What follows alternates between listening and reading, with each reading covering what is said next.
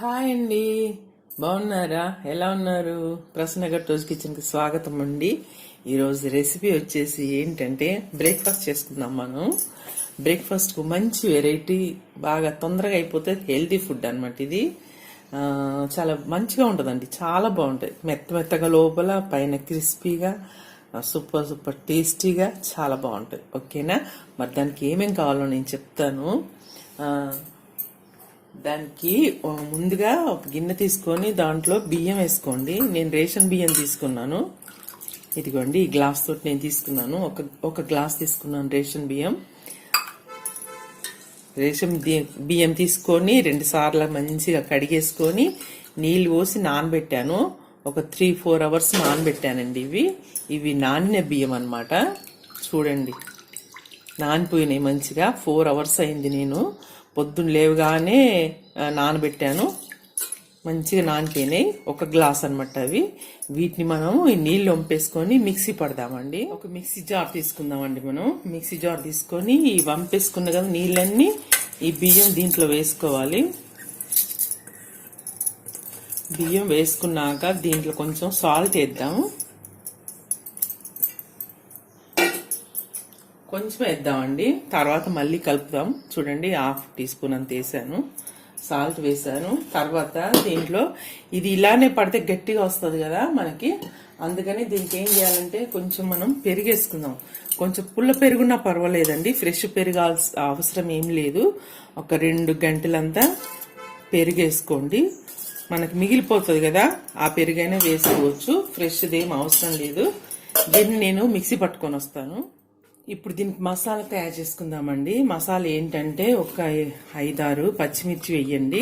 ఇవి కారంగా ఉంటాయి, మీరు చూసుకొని వేసుకోండి. దాంట్లో 1 స్పూను 2 స్పూన్లు వేయండి ధనియాలు.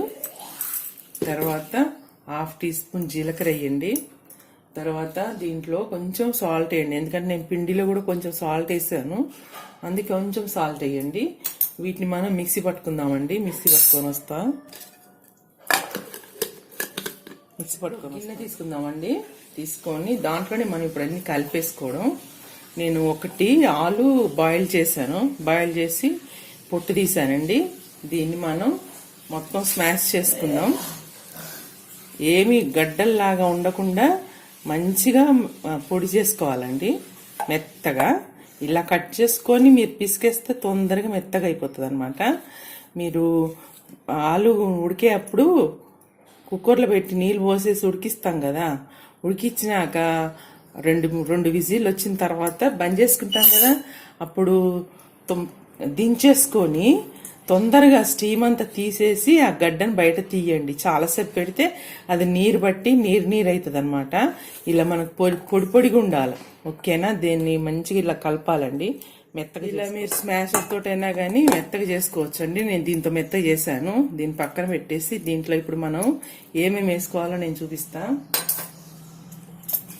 ఇందాక మనం మసాలా పట్టుకున్నాం కదండి, పచ్చిమిర్చి, అది నేను బాగా మెత్తగా చేయలేదు, కొంచెం రవ్వ చేశాను. ఇది వేసుకోవాలండి దీంట్లో. తర్వాత క్యారెట్, 2 క్యారెట్లు తీసుకున్నాను. పొట్టు తీసి కడిగేసి మంచిగా తురుముకున్నాను. తర్వాత దీంట్లో సన్నగా ఉల్లిపాయలండి. 1 ఉల్లిపాయ తీసుకోండి, సన్నగా కట్ చేసుకొని వేసుకోండి. తర్వాత కరివేపాకు కూడా వేసాను, సన్నగా తరిగేసాను. కొత్తిమీర ఉంటే కూడా వేసుకోండి, నా దగ్గర కొత్తిమీర లేదు.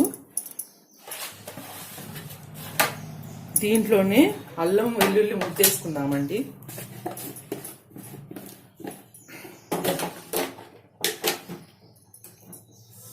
చూడండి, 1 టీ స్పూన్ అవుతుంది.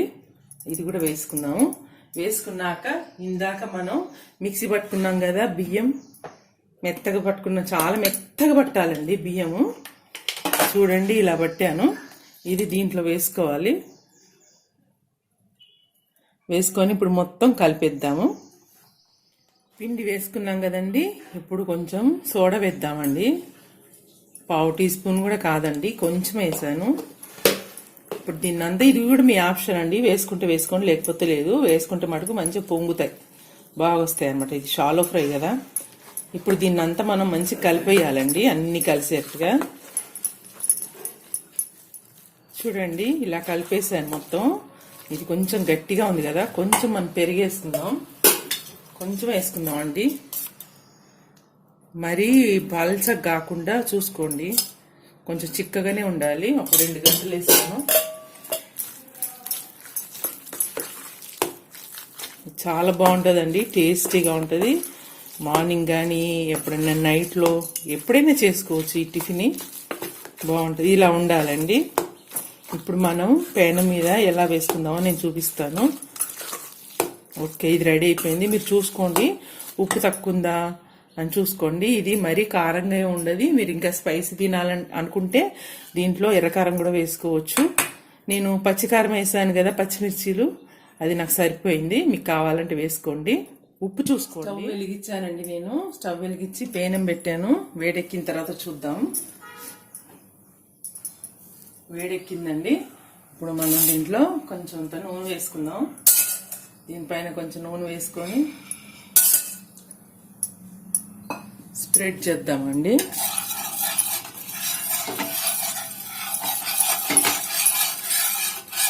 ఇలా స్ప్రెడ్ చేసిన తర్వాత సిమ్లో పెట్టుకోండి స్టవ్. పేనం అయితే బాగా వేడెక్కింది, అందుకని మనం ఎక్కువ మాడిపోతుందని సిమ్లో పెట్టుకొని ఇలా చిన్న చిన్నగా వేసుకోండి. కొంచెం ఇలానండి.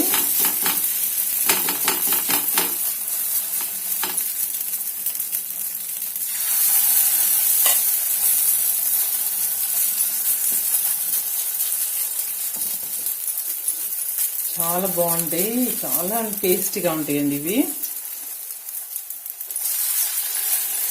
ఇలా వేసుకొని నెమ్మదిగా కాల్చుకోవాలి. ఎందుకంటే మనము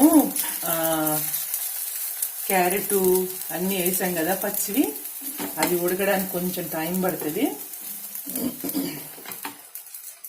దీన్ని మంచిగా మనం గోల్డెన్ కలర్ వచ్చే వరకు వేసుకుందాం అండి. మళ్ళీ కొంచెం దీనికి ఇలా నూనె వేద్దాం పైన వేసి సింపుల్గా మీడియంగా పెట్టుకోండి. మీడియంగా పెట్టుకుంటే చాలా బాగా వస్తాయి, నెమ్మదిగా కాలుతాయండి ఇవి. చూద్దామండి. దీన్ని ఇప్పుడు మనం తిరిగేద్దాము. కిందికి మంచి కాలాయి కదా, ఇదిగో ఊడొస్తున్నాయి.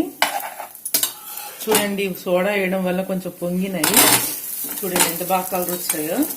ఇప్పుడు ఈ పక్కన కూడా మనం ఇదే విధంగా ఈ రంగు వచ్చేట్టుగా మనం దీన్ని ఫ్రై చేద్దాం.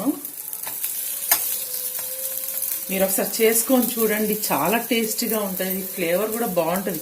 ఎందుకంటే మనం పచ్చి ధనియాలు వేసాం కదా, జీలకర్ర వేసాము. ఈ ఫ్లేవరు మనకు సూపర్గా ఉంటుంది అనమాట. మరీ నేను మెత్తగా చేయలేదు, అది బరకగా ఉంది కదా, ధనియాలు కానీ జీలకర్ర కానీ, అది మనం తింటుంటే ఆ ఫీలింగ్ మనకు కంపల్సరీగా తెలుస్తుంది అనమాట. సూపర్ అంటే సూపర్ టేస్టీగా ఉంటుందండి. నేను చెప్పడం కాదు, చెయ్యండి మీరు. ఈజీ కదండి, ఎంత పెద్ద పని ఉంది దీనికి కదా. ఒక్క బియ్యం నానబెట్టుకొని ఇవి కట్ చేసుకుంటే సరిపోతుంది. దీంట్లో మీరు ఇంకా కూరగాయలు కూడా ఏమన్నా వేసుకోవచ్చు. క్యాబేజీ ఉన్నా, క్యాప్సికమ్ ఉన్నా, అలాంటివి ఏమైనా అంటే పొడిగా ఉండేటి, నీరు రానివి అలాంటివి వేయాలన్నమాట. వేస్తే మీకు చాలా బాగా వస్తుంది. ఇలా ఎవరికైనా చేసి పెట్టండి, వెరైటీగా ఉంది అని మిమ్మల్ని చాలా మెచ్చుకుంటారు. దీనికి టమాటో సాస్ కానీ లేకపోతే ఇంకేదైనా చట్నీ కానీ పెట్టుకొని తినొచ్చు. మనము ఇడ్లీకి చేసుకుంటాం కదా పల్లీల చట్నీ, అదైనా పెట్టుకొని తినొచ్చు. మన ఇష్టం అండి, ఊరికేనైనా తినొచ్చు. ఎందుకంటే దీంట్లో కారం ఉప్పు అన్నీ ఉన్నాయి కాబట్టి మనం మామిడికాయ పచ్చడి అయినా పెట్టుకొని తినొచ్చు. జామ్తో కానీ అల్లం పచ్చడితో కానీ ఎలా అయినా కానీ మనం సర్వ్ చేయొచ్చు అనమాట. చూడండి చాలా బాగా రంగు వచ్చాయి, మీకు చూస్తేనే తెలిసిపోతుంది. ఈ పక్క కూడా ఇంకా కొంచెం కాలాలండి. చూడండి, ఇంకా దీన్ని వేపుకుంటాను నేను. ఇంకొక 2 minutes అయితే అయిపోతాయి. చూడండి, నేను తిరిగేసాను, మంచిగా వేగినాయండి. ఇది కూడా మంచి కలర్ వచ్చాయి చూడండి కదా. ఇప్పుడు తీసేసుకుందాం మనం. ఇప్పుడు నేను ఒక ప్లేట్లోకి తీసుకుంటాను. ఇవి అన్నీ ఇలానే వచ్చినాయండి, ఇదిగోండి, బాగున్నాయి కదా. ఇప్పుడు మనం తీసి ప్లేట్లోకి వేసుకుందాం. మనం ఇంకో ట్రిప్ కూడా అవుతాయి, అవి కూడా మనం సర్వ్ చేసుకుందాం. అవి కూడా మనం పేనం మీద వేసుకొని ఇలానే వేసుకుందాం. మళ్ళీ కొంచెం నూనె వేస్తాను.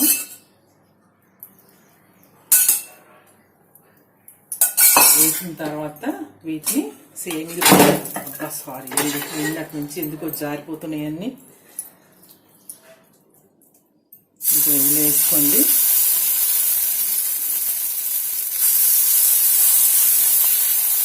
మనము అంటే మామూలుగా వేసుకోవాలండి, ముందే చాలా లావు వేయకండి, ఇంకా అవి పొంగుతాయి కదా.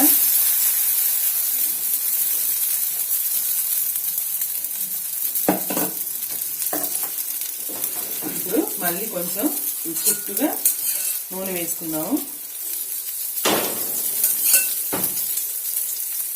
సేమ్ వీటిని కూడా ఇదే మాదిరిగా మనం వేసుకోవాలి.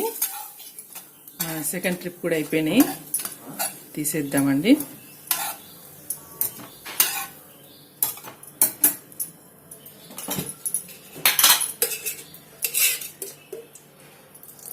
దీనికి ఆయిల్ కూడా తక్కువ పడుతుందండి. మార్నింగ్ పూట ఆయిల్ ఎక్కువ తినడం ఇష్టపడదు కదా, అలాంటి వాళ్ళకైతే సూపర్ డిష్ అనమాట.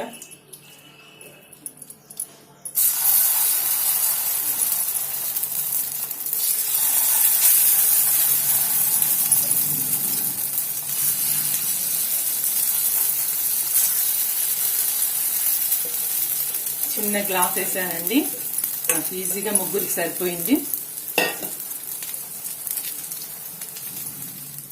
ఇవి కూడా అయిపోయినాయండి, నేను తీసేస్తున్నాను. ఇప్పుడు మనం ప్లేట్లోకి సర్వ్ చేసుకుందామా? ఓకేనా, మన టిఫిన్ రెడీ అయింది, ప్లేట్లోకి సర్వ్ చేద్దాము. ప్లేట్లోకి సర్వ్ చేసుకుందాము. చాలా బాగా వచ్చినాయండి. ఇంకా వీటికి ఏమని పేరు పెడదాము, మీ ఇష్టం, ఏమన్నా పెట్టండి, కానీ టేస్ట్ అయితే సూపర్గా ఉన్నాయి.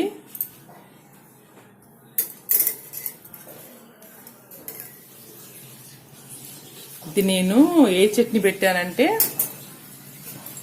నేను బెల్లం ఆవ చేశాను, మామిడికాయతోటి బెల్లం ఆవ చేసి పచ్చడి పెట్టాను అనమాట. కొంచెం కట్ట మీటలాగా ఉంటుంది కదా, దానికి సూపర్ టేస్టీగా ఉంటుంది అనేసి రెడీగా అయిపోయిందండి.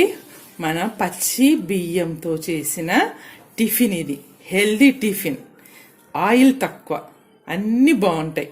ఆలు కూడా ఉంది, పిల్లలకి కూడా మంచిది, అందరూ తినొచ్చు.